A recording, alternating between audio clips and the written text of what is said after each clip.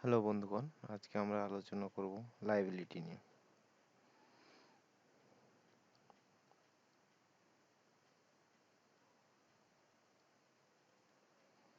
Liability আসলে কি?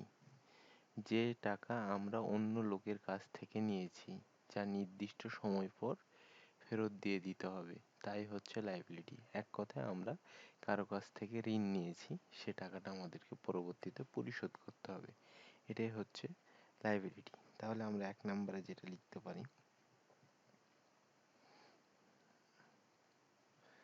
Amount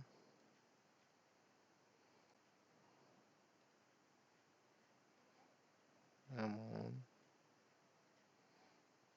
owed to others। আমরা কি করছি? অন্য লোকের কাছ থেকে বা অন্য কারো কাছ থেকে আমরা একটা নির্দিষ্ট পরিমাণ টাকা নিয়েছি এবং নির্দিষ্ট সময় পর তা কি করতে হবে? ফেরত দিতে হবে। আমার বিজনেসের একটা কোর্সের জন্য আমি টাকা নিতে পারি, বিজনেসের একটা কার্যক্রম বাড়ানোর জন্য আমার টাকা কম পড়েছে, সেক্ষেত্রে আমি লোনও নিতে পারি। তাহলে আমরা দ্বিতীয় নম্বরে লিখতে পারি, এটা লিখতে পারি, debt taken in the course of business।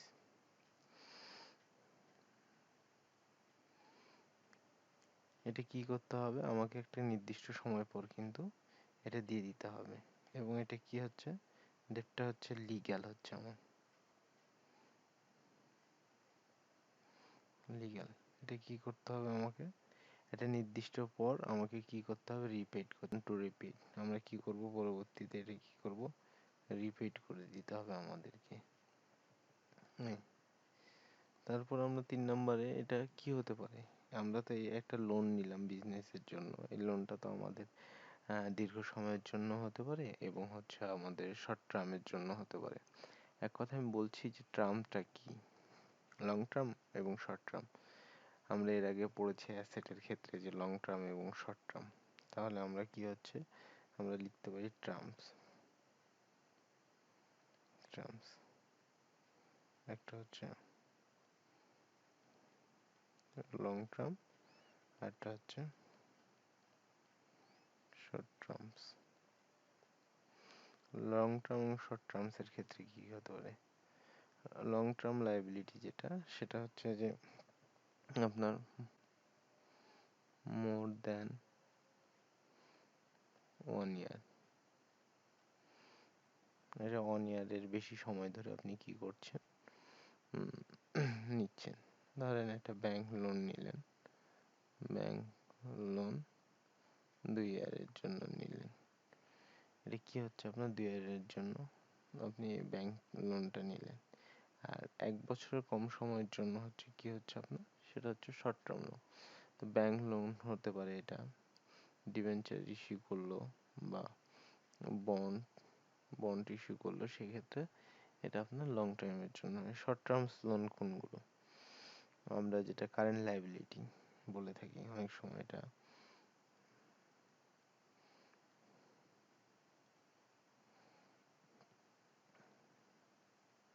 Current লায়াবিলিটিও বলে থাকি আমরা। এটা কি হবে?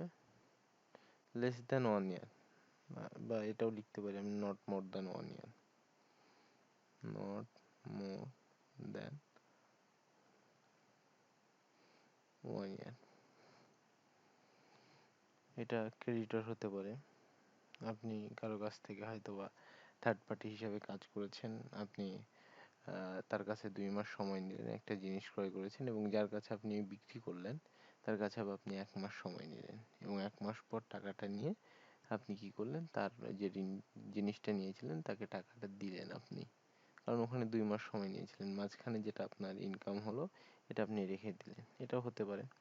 আবার হতে পারে আরেকটা জিনিস, সেটা হচ্ছে যে আপনার বিজনেসে বা অফিসে কর্মী নিয়োগ আছে, সে কর্মীদেরকে আপনি কি করেন?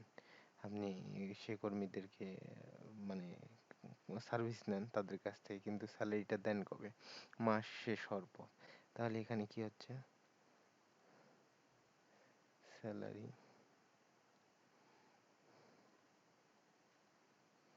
আউটস্ট্যান্ডিং। স্যালারি আউটস্ট্যান্ডিং হচ্ছে সার্ভিস আগে নিয়ে নিচ্ছেন কিন্তু হচ্ছে স্যালারি দেওয়া হচ্ছে না, তো আমরা এটাকে বলতেছি আউটস্ট্যান্ডিং। তারপরে আরেকটা জিনিস হতে পারে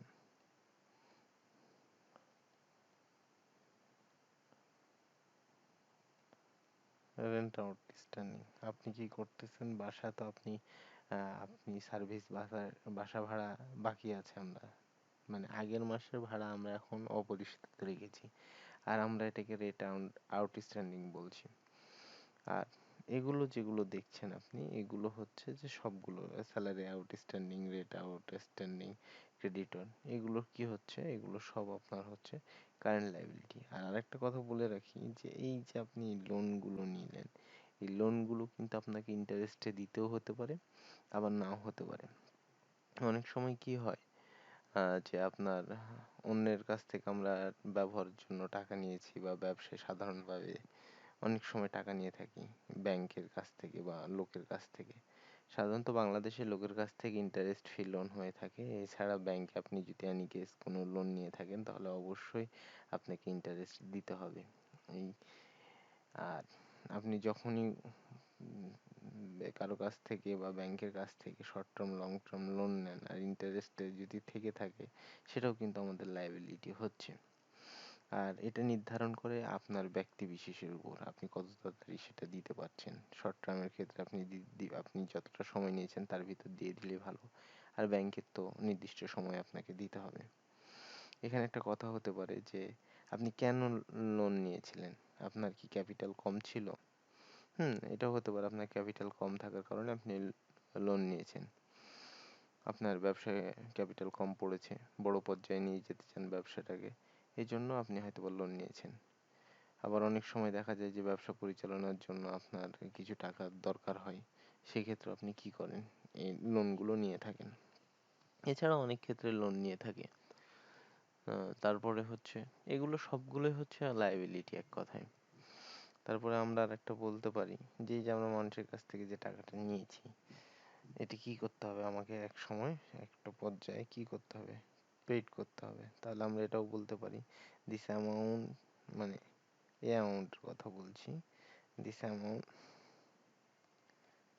this amount this amount be settle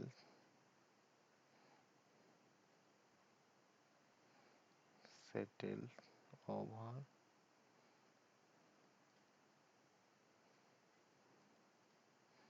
period of time.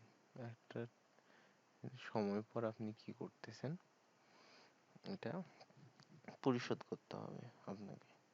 এটা কাকে পরিশোধ করতে হবে, যার কাছ থেকে আপনি টাকাটা নিয়েছেন। এবং আমি আবারও বলছি যে ইন্টারেস্ট আপনি দেন বা না দেন সেটা ডিপেন্ড করে আপনি কার কাছ থেকে নিচ্ছেন। আর এই লোনটা কেন নিয়ে থাকি, এই লোনটা এই জন্য নিয়ে থাকি বিজনেসের যে মালিক সেটা চেঞ্জ না হয়ে আপনি আপনার বিজনেসটাকে রান করাতে পারবেন। দেখা যাচ্ছে আপনি স্টক এক্সচেঞ্জের বিজনেস করতে যাচ্ছেন কিন্তু আপনার কাছে যথেষ্ট পরিমাণ টাকা নেই, আপনি লোন করে আপনি নিজে ব্যবসা পরিচালনা করার পর আপনি লোনটা পরিশোধ করে দিলেন, এতে করে আপনার প্রফিটও থাকতেছে, আপনার বিজনেস তো রান হচ্ছে। এক কথায় আমরা বলতে পারি যে ধারের টাকা নিয়ে আমরা ব্যবসা করব, বাট হচ্ছে ইন্টারেস্টও দেব, কিন্তু আমাদের মালিকানা কি থাকবে, ঠিক থাকবে। আবার এটাও বলা যেতে পারে কিছু সময়ের জন্য টাকা ব্যবহার করতে যাওয়ার ক্ষেত্রে আমরা টাকা ধার নিয়ে প্রয়োজন পূরণ করে ফেলাকেই লায়াবিলিটি বলে।